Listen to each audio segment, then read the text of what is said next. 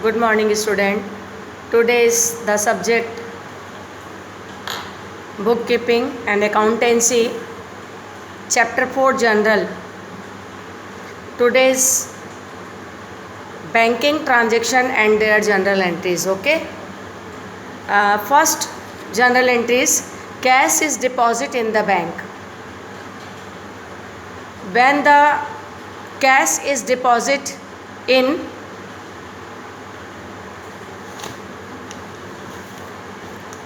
current account, the entries is bank account debit, bank current account debit to cash account, being a cash deposit in the bank.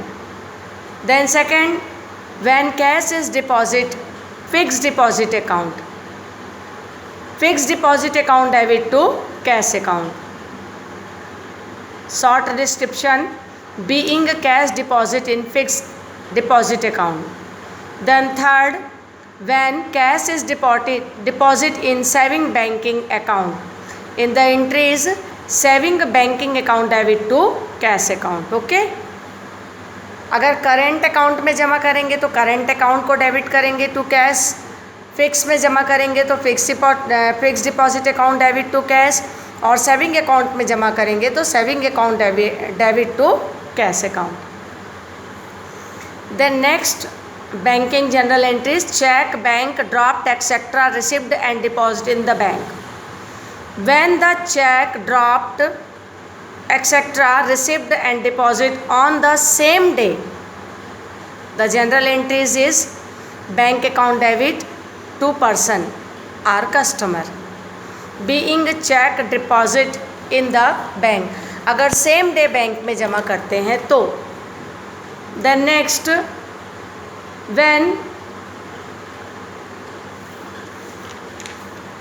the check, bank draft received not deposit on same day, the entry is cash account debit to customer.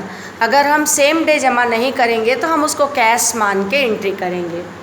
then next, when the check, draft received and deposit letter, the entry is हमको किसी से cheque मिला और हमने immediate bank में जमा किया, bank account debit to cash account, being cheque और draft received deposit in the bank.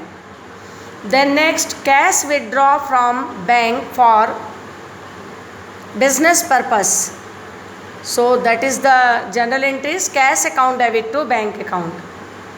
Then next, cash withdraw from bank for personal use, drawing account debit to bank account. Then next, the payment is made through cheque. यदि हम कोई भी payment को check से, किसी भी प्रकार के एक्सपेंसेस को चेक से पेड कर रहे हैं, so expenses account debit is bank account.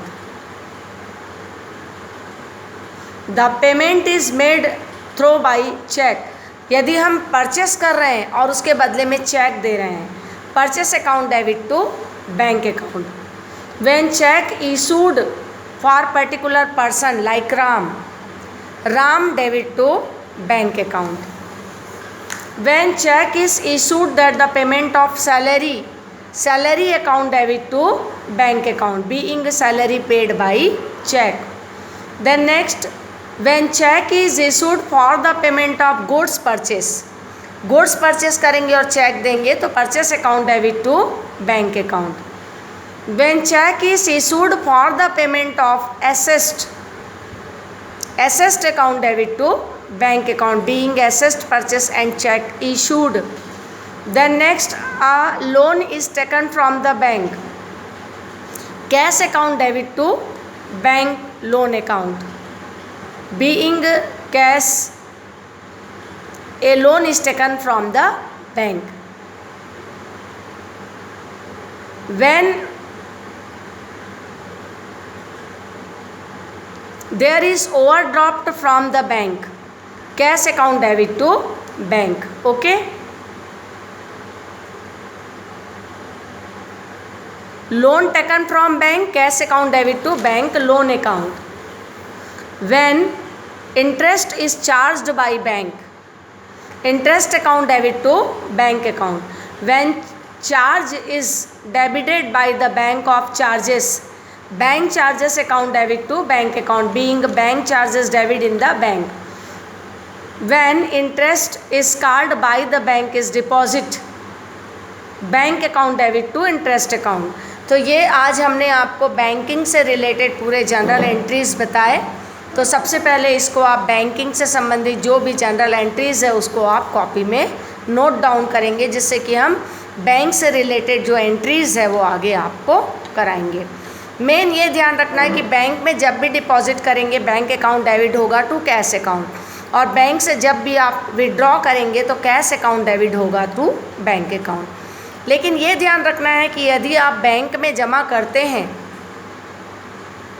यदि आपको किसी से चेक मिलता है तो आप अगर उसे सेम डे बैंक में जमा करेंगे तभी बैंक अकाउंट डेबिट करेंगे टू कस्टमर या टू पर्सन. लेकिन यदि आपको किसी से चेक मिला और आपने सेम डे उसको बैंक में डिपॉजिट नहीं किया तो आप उसको कैश मानेंगे और cash account debit to bank account. और भी उसी प्रकार से यदि किसी भी एक्सपेंसेस को आप चेक के माध्यम से पेड करोगे तो वो एक्सपेंसेस अकाउंट डेबिट हो जाएगा बैंक से. जब भी हम चेक से पेमेंट करेंगे तो बैंक क्रेडिट होगा. सैलरी पेड किया या आपका इंटरेस्ट पेड किया, रेंट पेड किया, जो भी पेड करोगे तो वो एक्सपेंसेस अकाउंट को डेबिट कर देना, और चेक से पेमेंट करेंगे इसलिए बैंक अकाउंट को क्रेडिट करेंगे. Okay, thank you.